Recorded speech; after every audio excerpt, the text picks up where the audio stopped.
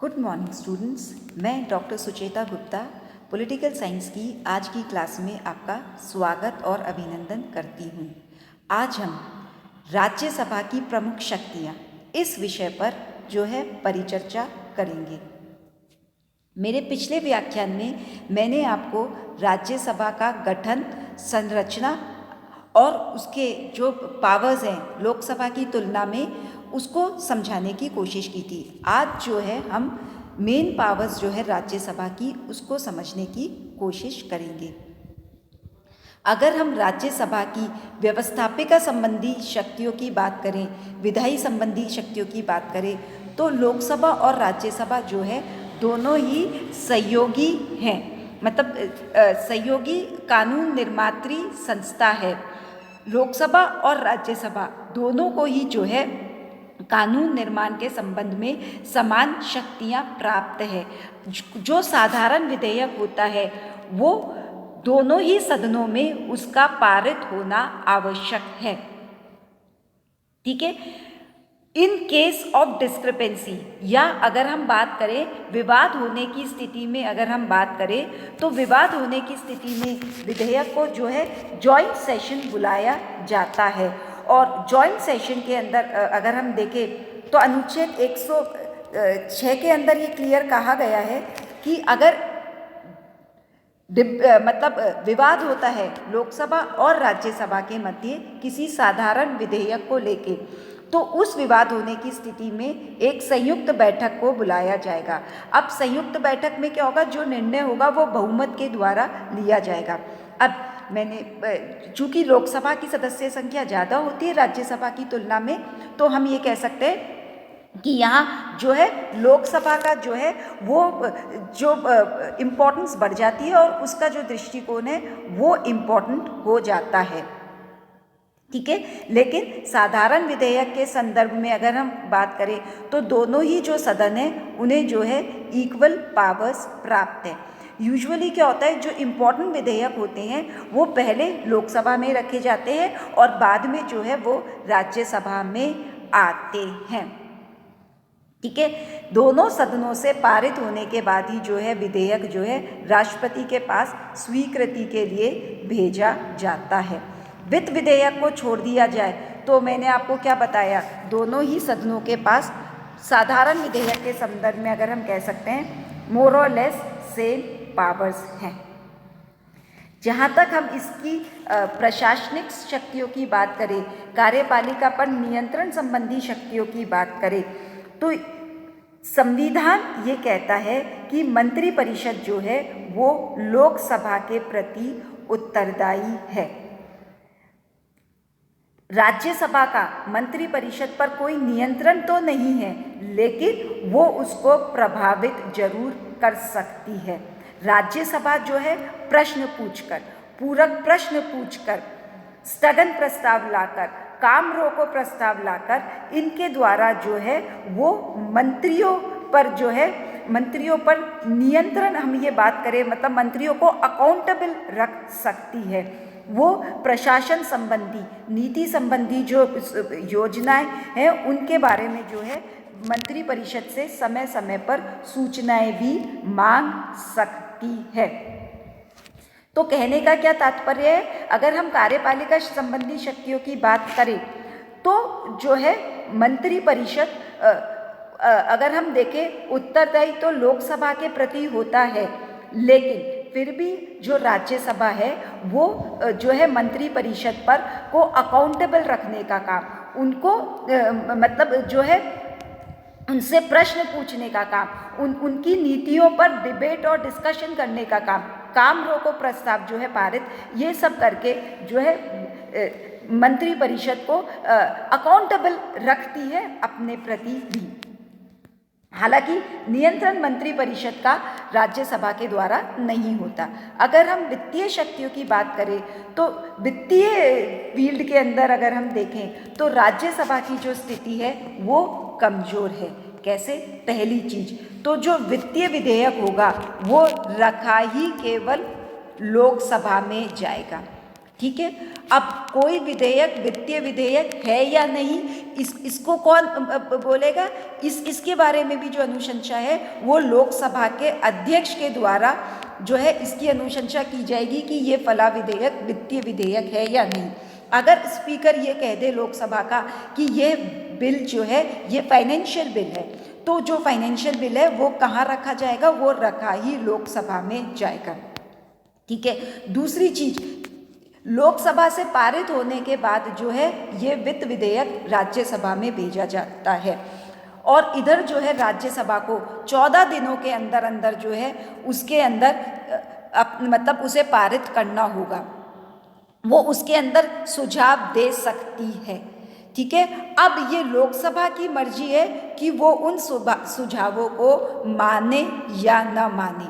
अगर राज्यसभा 14 दिनों के अंदर वित्त विधेयक को नहीं लौटाती तो जो है तो ये विधेयक जो है पारित माना जाएगा, और अगर उसके द्वारा मतलब राज्यसभा द्वारा दिए गए सुझाव लोकसभा को स्वीकृत नहीं है तो भी जो है राज्यसभा की सहमति के बिना ही यह जो विधेयक है ये राष्ट्रपति के पास पहुंचा दिया जाएगा और राष्ट्रपति जो है उस पर जो है अपने हस्ताक्षर दे देगा। तो जहाँ तक हम फाइनेंशियल पावर्स से संबंधित बात करें तो फाइनेंशियल पावर्स में राज्यसभा की स्थिति तो लोकसभा से भी जो है अगर हम उससे भी कंपेयर करें तो दुर्बल है। लोकसभा तो फिर भी 1 महीने तक फाइनेंशियल बिल को डिले कर सकता है, लेकिन राज्यसभा की अगर हम बात करें तो वो राज्यसभा तो केवल 14 दिन तक जो है फाइनेंशियल बिल को डिले कर सकती है। ठीक है। फिर अनुदान की जो मांगे हैं वो भी जो है राज्यसभा में प्रस्तुत नहीं की जाती। संविधान संशोधन संबंधी अगर हम अधिकारों की बात करें तो संविधान संशोधन संबंधी अधिकार में लोकसभा और राज्यसभा दोनों के पास ही जो है वो इक्वल पावर्स हैं। संविधान संशोधन संबंधी विधेयक किसी भी सदन में जो है वो लाया जा सकता है, वो लोकसभा में भी लाया जा सकता है और राज्यसभा में भी लाया जा सकता है।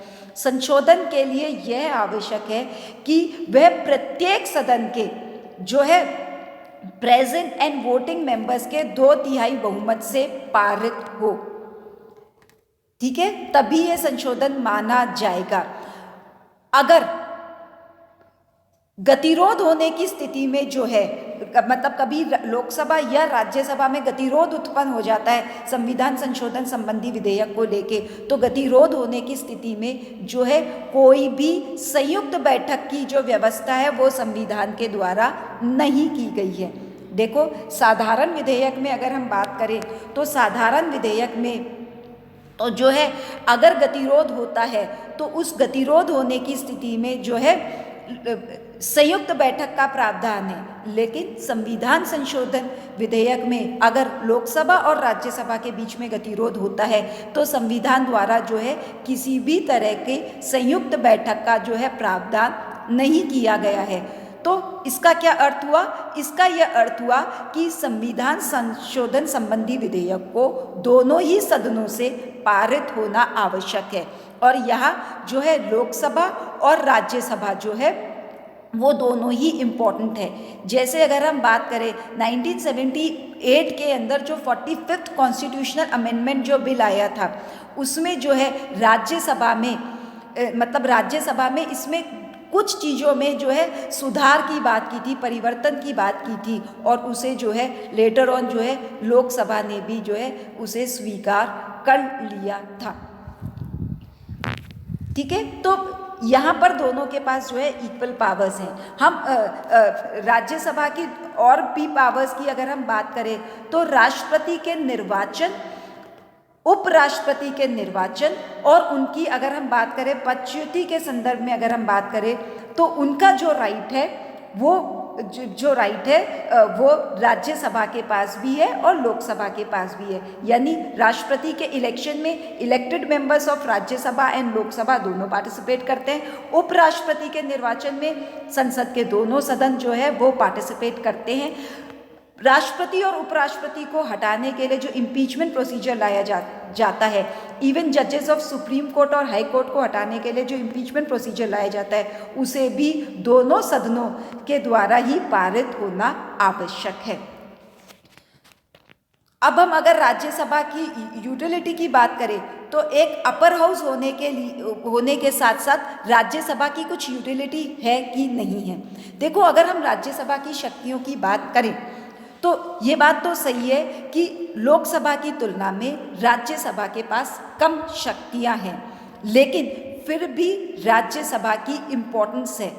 किस तरह से इम्पोर्टेंस है? पहली चीज, यह जो अपर हाउस है यह हमेशा लोअर हाउस की जो निरंकुशता है उस पर रोक लगाने का काम करता है, और किसी भी कानून बनने के लिए अगर हम बात करें तो एक डिबेट के लिए और डिस्कशन के लिए एक लंबा टाइम देता है, जिससे कि जो कानून निर्माण का जो काम होता है वो ज़्यादा डेमोक्रेटिक हो पाता है।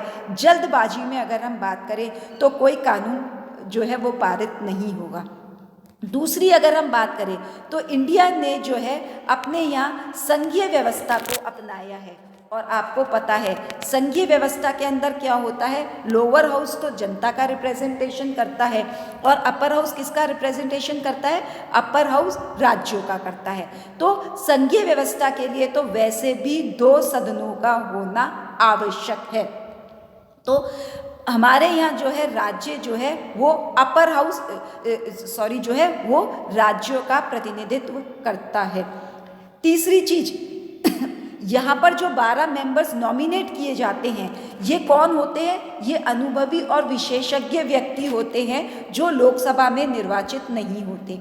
इनको जो है राज्यसभा में भेजा जा सकता है। अगर हम देखें तो कई बार बहुत अनुभवी और विशेषज्ञ व्यक्तियों को जो लोकसभा में निर्वाचित नहीं होने पाए उन्हें राज्यसभा में जो है मनोनीत भी किया गया है।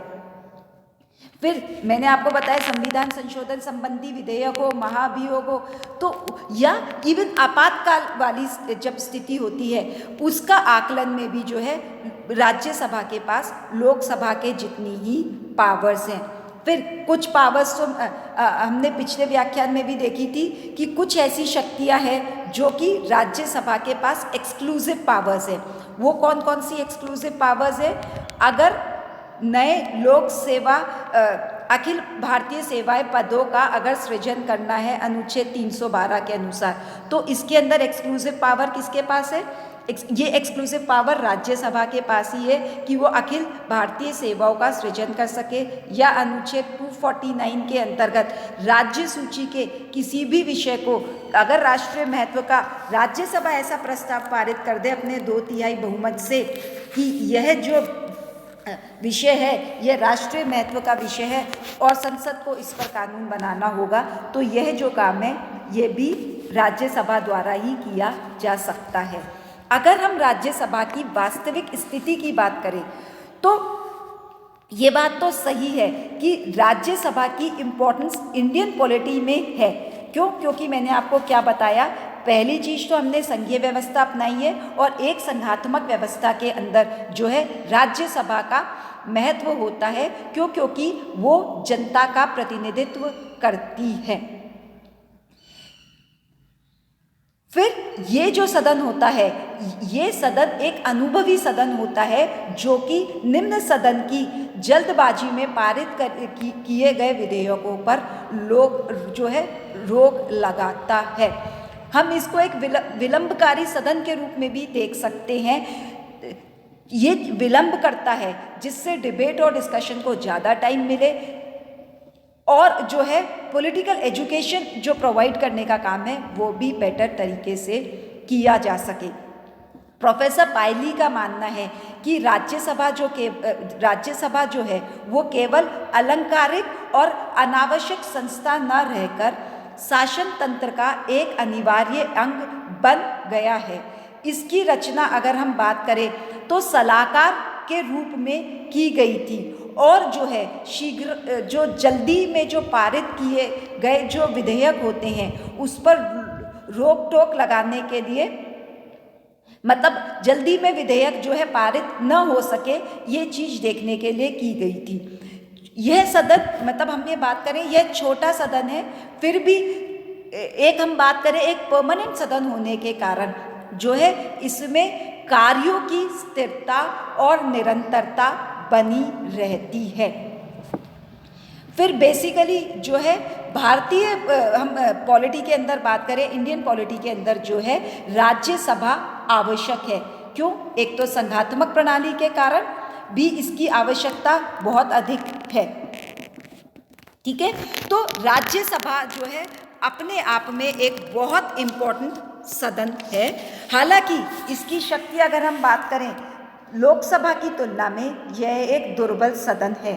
फिर भी देखा जाए तो हमारे संविधान निर्माता खुद ही ये चाहते थे, मतलब उन्होंने ही जो है राज्यसभा की जो स्थिति है लोकसभा की तुलना में उसकी स्थिति को अगर हम देखें उसकी स्थिति को दुर्बल लगा। और पिछले कुछ सालों में अगर हम बात करें राज्यसभा का जो वर्किंग रही है, पर उनकी जो वर्किंग है वो उन्होंने एक बहुत इफ़ेक्टिव तरीके से राज्यसभा की वर्किंग रही है। तो राज्यसभा ने केवल अपने आप को एक अलंकारिक सदन मात्र के रूप में ही नहीं प्रस्तुत किया, बल्कि उसने डिबेट और डिस्कशन के रूप में एक इम्पॉर्टेंट हाउस के रूप में भी प्रेजेंट किया है। उम्मीद करती हूँ राज्यसभा की शक्तियाँ और वास्तविक स्थिति जिस पर कि आज हमने परिचर्चा की वो आपको समझ में आया होगा। धन्यवाद।